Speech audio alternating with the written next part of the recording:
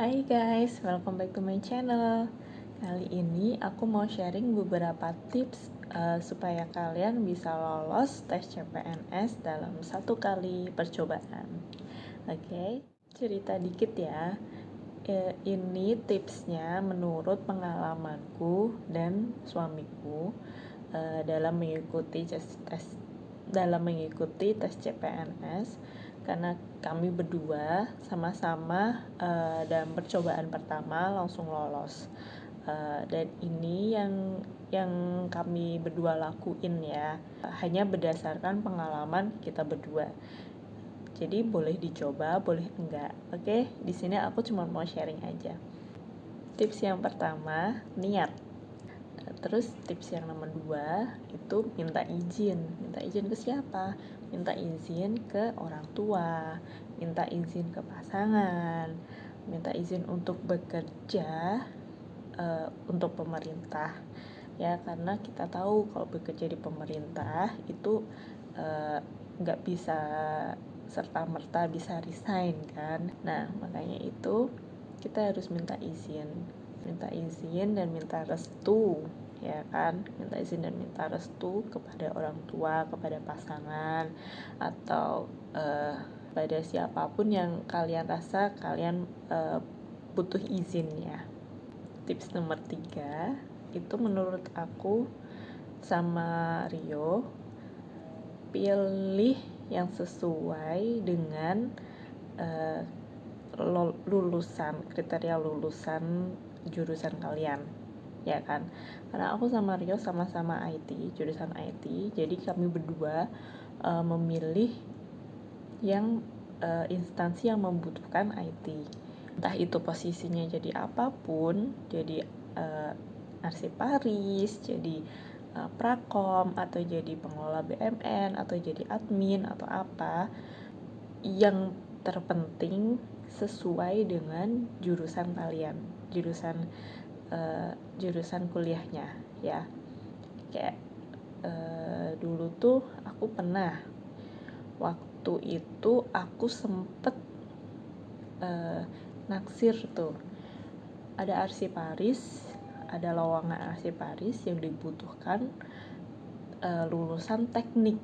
Nah, aku kan teknik informatika kan, tapi di situ tulisannya hanya lulusan teknik. Nah, karena aku penasaran kan teknik apa yang bisa masuk ke situ, teknik apa yang dibutuhkan, maka aku cari info tuh, aku hubungi tuh di CP instansinya ya kan. Mohon izin Pak, mau bertanya, ini untuk lowongan arsiparis di instansi ini yang dibutuhkan kan lulusan teknik. Untuk lulusan tekniknya, teknik apa ya gitu. Lalu dijawablah sama mereka, teknik apapun yang titlenya ST. Nah, setelah dijawab itu maka aku mundur, karena titleku bukan ST tapi Eskom ya kan. Terus makanya itu kalian harus cari yang benar-benar lulusan kalian itu masuk. Jangan sampai kalian salah pilih lulusan terus kalian nggak lolos di syarat administrasinya. Lalu tips yang berikutnya untuk memilih instansinya, kebetulan aku sama Rio sama-sama pilih instansi di pusat, di kementerian, karena yang kami berdua pikir adalah untuk di pemerintah daerah atau pemerintah kota saingannya lebih banyak daripada di kementerian. Jadi kami memilih instansi kementerian yang penempatannya di kota yang kami inginkan. Kebetulan ini di Semarang, jadi kami milih instansi pemerintah yang ada di Semarang.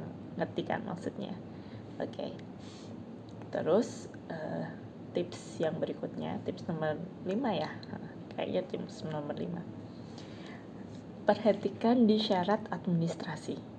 Apalagi yang paling penting itu syarat akreditasi institusi sama akreditasi jurusan. akreditasi itu sangat-sangatlah perlu kalian perhatikan banget ya. Iya, banyak orang yang gagal di persyaratan akreditasi institusi atau akreditasi jurusan. Jadi dipastikan banget itu akreditasinya sesuai dengan tahun dan bulan kalian lulus. Jadi tahun dan bulan kalian lulus itu masih masuk ke lingkup akreditasi yang kalian akreditasi institusi atau akreditasi jurusan yang kalian kumpulkan. Jadi semisal akreditasi kan biasanya untuk 5 tahun ya, dari bulan apa sampai bulan apa. Nah, kalian waktu lulus itu usahakan ngumpulinnya, ya bukan usahakan, wajib ngumpulinnya yang akreditasi tahun kalian lulus itu. Jadi kalau tahun dan bulan kalian lulus itu masih masuk ke dalam rentang waktu itu, dalam rentang waktu yang akreditasi yang kalian kumpulkan, gitu ya. Terus tips berikutnya adalah belajar dari mana aja. Bisa dari modul yang diunggah dari internet, atau bisa belajar dari buku-buku yang kalian beli, atau pinjem di mana gitu, pinjam temen atau pinjam di saudara kayak gitu, atau latihan soal-soal yang ada di sosial media atau dimanapun. Kalian harus belajar itu wajib ya. Jadi nggak bisa kalau kalian nggak belajar juga, oke? Untuk cara belajarnya, aku punya sedikit tips untuk kalian. Yang pertama, kalian itu set timer di HP atau di stopwatch atau gimana gitu. Ya, set timer. Itu kan kita kalau tes SKD itu pasti ada timernya ya. 90 menit kalau nggak salah ya kan. Nah, itu set timer aja segitu, 90 menit. Terus kalian coba ngerjain soal-soalnya tanpa buka kunci jawaban terlebih dahulu, oke? Coba kerjain soal-soalnya di kertas itu. Coba dari 1 sampai berapa soal itu, 100 atau berapa itu kan, dikerjain sebisanya, jangan lihat kunci jawaban, oke? Habis itu setelah selesai timernya, entah kalian itu selesai atau enggak selesai ngerjain soalnya, stop. Oke, stop. Habis itu kalian cek, dicocokin sama kunci jawaban sambil kalian pelajari lagi, dibaca lagi soalnya, dilihat lagi jawaban yang benernya gimana. Oke, habis itu kalian kasih skor tuh. Kalian tuh ngerjain 90 menit, yang dikerjain bener berapa. Habis itu dihitung-hitung. Itu kan biasanya setiap tahun kayaknya perhitungannya beda ya guys ya. Nah, dihitung-hitung, terus dikali berapa skornya kayak gitu kan. Nah, dilihat itu skornya, kalian sudah passing grade atau belum. Kalau belum, belajar terus. Kalaupun sudah passing grade, tetap belajar lagi, ya kan? Terus kalau itu kan kayaknya di SKD itu dibagi menjadi 3 kan, kewarganegaraan atau apa gitu kan, terus yang umum, terus kepribadian itu kan. Nah, untuk yang kewarganegaraan kayaknya lebih banyak ke Pancasila, putih-putih Pancasila. Nah, itu dipelajari kalau kalian ada saudara atau ada temen yang udah pernah ikut latsar CPNS, minta aja materi yang bela negara atau apa itu, materi latsar yang berhubungan dengan Pancasila. Nah, itu banyak yang keluar di situ. Terus yang untuk soal umumnya, aku rasa kita udah sama-sama ngerti ya. Itu ada patternnya ya. Kayak bahasa Indonesianya ada patternnya, bahasa Inggrisnya juga. Ada Inggrisnya nggak sih? Aku lupa, sorry ya. Terus matematikanya juga ada patternnya, ada rumus-rumusnya juga kan. Nah itu kalian kalau sering ngerjain, kalian sering berlatih, kalian sering belajar, pasti akan gampang ngerjainnya, pasti akan paham. Saking hafalnya caranya, kalian lama-lama akan paham. Oh kalau soal begini, ini ngerjainnya begini. Kalau soalnya modelnya begitu, ngerjainnya sistemnya kayak gini. Jadi pasti akan kayak gitu. Terus untuk yang bagian personality ya kayaknya, itu juga ada patternnya guys. Kalau kalian lihat, kalau kalian cocokin, pasti ada. Oh kalau soalnya begini, aku ternyata skor yang paling tinggi, aku harus menjawabnya yang ini. Coba deh kalian perhatikan.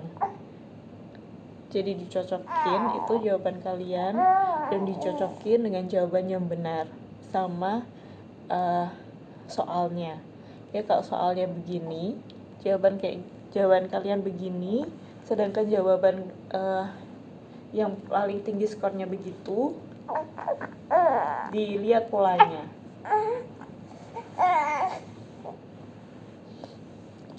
Setelah kalian belajar, kalau udah belajar terus, nah tips yang berikutnya adalah berdoa dan berserah diri. Oke. Doanya apa? Ya doa supaya dimudahkan, supaya diberi kemudahan dalam mengerjakan soal-soalnya, supaya diberi soal yang mudah begitu. Terus supaya diberi kelancaran dalam mengerjakan soal-soal.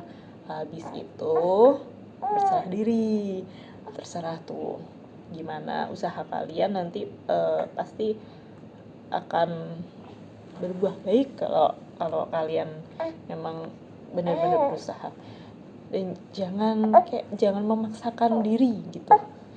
Biasanya kalau ada orang tuh yang kepingin banget masuk PNS, aku tuh kepingin banget masuk PNS, udah belajar banget, tapi nyatanya nggak keterima, nggak lolos.